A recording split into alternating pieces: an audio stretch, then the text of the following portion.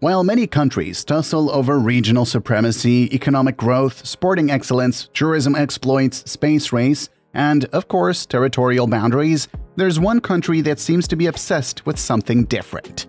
Locked in the mystical mountains, shrouded in several mysteries, and basking in an entirely different universe of its own making, today we take through the insane multiverse of a country like none other. This is life in Bhutan.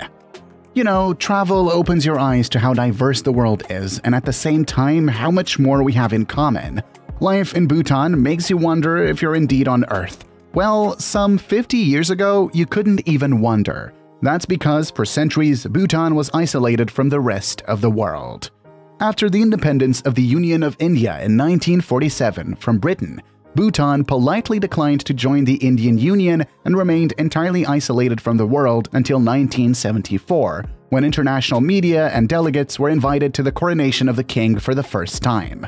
Bhutan only introduced TV into the country in 1999, as it had been previously banned. Despite the history of colonization amongst their neighbors, Bhutan has never been conquered or ruled by an external entity. This is due to a combination of the 38,400 square kilometers of tough geography of the Himalayan Kingdom and a rich history of smart politics by the kings of Bhutan. Bhutan had always been under the monarchy system until the people of Bhutan received a shocking address from their fourth king, Jigme Singye Wangchuck, in 2005. According to him, the best time to change a political system is when the country enjoys stability and peace. He abdicated the throne and handed over power to his son and announced that Bhutan will switch to democracy 3 years later after the new constitution was drafted and adopted in 2008. The voluntary abdication of King Wangchuck is such a rarity and probably the only instance where a king stepped down to constitute a democratic monarchy without any form of pressure, violence, war, coup, or protests. The king of Bhutan is highly revered by Bhutanese. To the rest of the world, economic growth means GDP and blah blah. Not Bhutan. Bhutan has its unique metric known as Gross National Happiness, or GNH.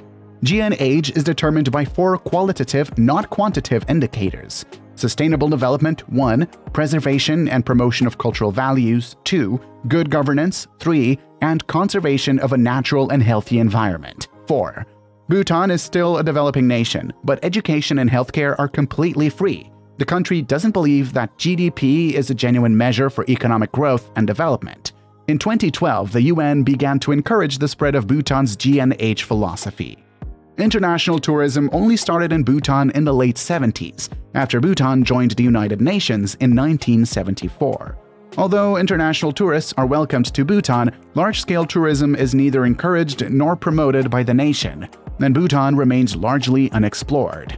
If you ever get to visit Bhutan, you should check out the must-see Taktsang Monastery, Tiger's Nest. The hike up to the sacred site takes 2 to 3 hours, but the breathtaking views are even more rewarding. To explore Bhutan, you'll have to pay a minimum of $200 per day, or $250 during spring and autumn. Interestingly, $65 out of this daily $200 goes to a special government fund that helps maintain the free education and healthcare provided in Bhutan. This is also done in a bid to preserve the pristine nature and the very unique culture of the Himalayan Kingdom.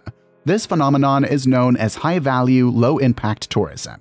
From the current ecological situation of Vietnam's Halong Bay and Italy's Venice, as well as the closure of tourist islands such as Boracay Island in the Philippines and Kotache Island in Thailand, it's safe to say that the Bhutanese government is operating in both hindsight and foresight. In a bid to welcome more mindful tourists, the tourist fee seems like some real value for money.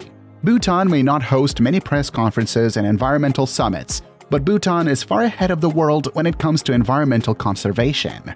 Bhutan was the first country in the world with a specific constitutional requirement for citizens to protect their environment. One of these requirements is that, at all times, 60% of the nation must be covered by forest. Currently, Bhutan is covered by 71% forest. This constitutional requirement makes Bhutan the only carbon-negative country in the world. They consume more CO2 than they release. In the 90s, Bhutan became one of the first countries to ban the use and consumption of plastics. All bags must be free of all non-biodegradable materials. The national flower is a geographic rarity, the Himalayan blue poppy, and the national animal is the Bhutan takin, another geographic rarity. The endangered and unique animal looks like a cow due to its horns, but is actually a goat antelope. This is linked to the legendary Tibetan MadMan Monk, Druk, who was asked to perform a miracle after a feast. He then joined the bone of the cow and the goat he had eaten. Bhutanese are not allowed to kill any animals, birds, or wildlife. If you're found killing the highly endangered black-necked crane, which is regarded as culturally sacred in Bhutan, you could be sentenced to life in prison. Bhutan remains the only perfect animal sanctuary in the world. There are no slaughterhouses here, and all meat is imported. Despite marijuana growing in abundance in the country, Bhutan remains the first country to ban the sale, promotion, and distribution of tobacco products. Smoking in public places is illegal in Bhutan. Many of the worries and issues of the modern world don't exist in Bhutan, including feminism.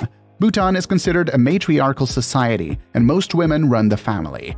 Women own it all here. They head the families and run the home with great success. They run the businesses and farmlands too. Whatever family inheritance is left, it is passed down to the eldest daughter, not the eldest son. Now, that's pretty interesting. Don't forget to subscribe to our channel for more interesting travel content. In the world's only matriarchal society, women don't take their husbands' names after marriage, and neither do daughters take their fathers' names. Men move into the home of their new wives and not the other way around. Another thing you won't have to worry about is birthday celebrations. Bhutanese typically celebrate their birthdays on New Year's Day, and all citizens become officially older on this date. It's mandatory to wear the traditional clothing, Gho for males and Kira for females, at school, in government offices, and on formal occasions. Mandatory or not, it is not considered a rule by the people, but rather a source of pride. Did you know that there are no traffic lights in Bhutan? Bhutan has the lowest road accident rate in Asia, and most Bhutanese drive in an orderly manner, so maybe they don't need one. Well, the government didn't quite think so. In the capital city of Thimphu, the government once tried to install a traffic light, but that only lasted 24 hours. There was an instant public outcry, leading to the removal of the world's shortest-lived traffic lights. Off the road, Bhutan is just as safe. Violent crime rates are very low. While you don't have to worry about road accidents and violent crimes in Bhutan, you might get nervous when flying to Bhutan. The only international airport in Bhutan is the Paro International Airport, which is the third most dangerous airport on the planet. Only 8 pilots are certified to land in Paro due to its unique and dangerous terrain. Expert maneuvers are required to navigate the mountainous terrains and the narrow 6,500 feet runway. Even for the select 8, landing is only permitted during the day and never at night due to the impending danger. The airport is such a beauty nonetheless. More than a third of Bhutanese population are under 16. The high dependence ratio is sometimes thought to be contribute to the high poverty rate. The country's currency, ngultrum, is pegged to the Indian rupee. While about a third of the 750,000 people living in Bhutan are in poverty, you can rarely see beggars anywhere in Bhutan. The sense of contentment here is so strong, and most Bhutanese homes are self-sufficient with agriculture.